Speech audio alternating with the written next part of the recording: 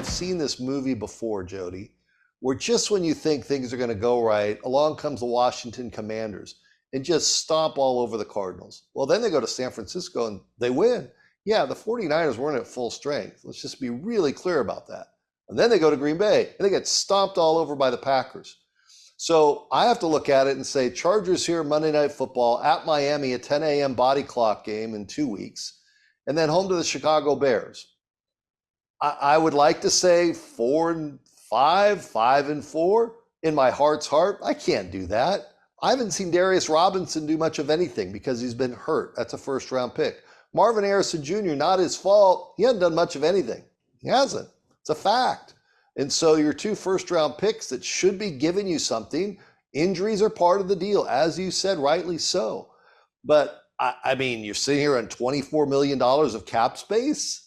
Do you go pick up the phone and call about Hassan Reddick? You pick up the phone and call about Von Miller? Do you call about Max Crosby? Do you do anything before the trade deadline, the first part of November? Because this roster, the way it's constructed, they don't have enough playmakers, plain and simple.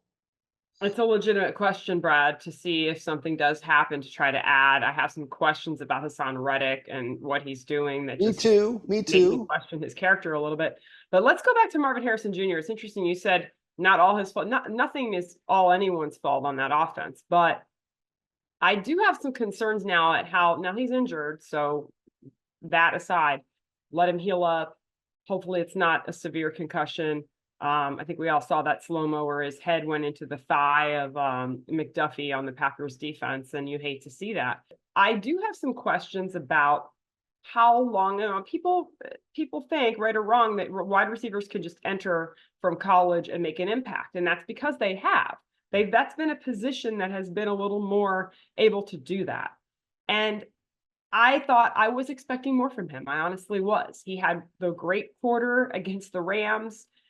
And then on other plays, you're just wondering what's going on. And so I have, I'm certainly not declaring him a bust. Don't get me wrong. Sure. But is it his fault? I think he's trying, but like, where is he at mentally? Because sometimes I feel like he's overwhelmed. And then clearly he didn't look overwhelmed at all in that first quarter against the Rams. And then Darius Robinson, he's on the shelf. And what is concerning about that is last week, after opening the practice window, he apparently retweaks, or I don't know if it was a full-blown retweak or had some soreness in that calf. So that is a big concern as well, because they could really use him. But you're right. And when you see a guy like Kaiser White, having there are a few pieces away from going from hanging on for dear life and having some impact and having the ability to win a game. You lose White again. And Chris Barnes did a nice job filling in, but these injuries as they mount, when you're already a team that doesn't really have the talent level on defense, it is very hard to win these games, especially when Jordan Love is just throwing the ball downfield. I would look at the roster and say, to your point about Marvin Harrison Jr., is there somebody across the field from him at his position that can take the pressure off him? The answer is no. That's just a fact. And there's not really a veteran. Look, Michael Wilson, Greg Dortch. Greg Dortch has been around a little bit. Trey McBride is still a young guy. There's no one really to show him the way at that receiver position. It falls on the coaches, which is fine. I think we all thought he was this ready-made, just add water and he's a meal, Sure. I don't know that that's the case. No, it's Anquan Bolden and Larry Fitzgerald had each other. Okay. But when you're beat up so badly on the offensive line, and fans don't want to hear about injuries every week, unfortunately, but they're part of the game. And when you see stuff like that, and I get the fire Gannon, they're never going to win with Michael as the owner, and all the usual stuff that I've heard for 30 plus years of being here, I don't see it getting better. And at some point it is going to be, does Kyler want to be here?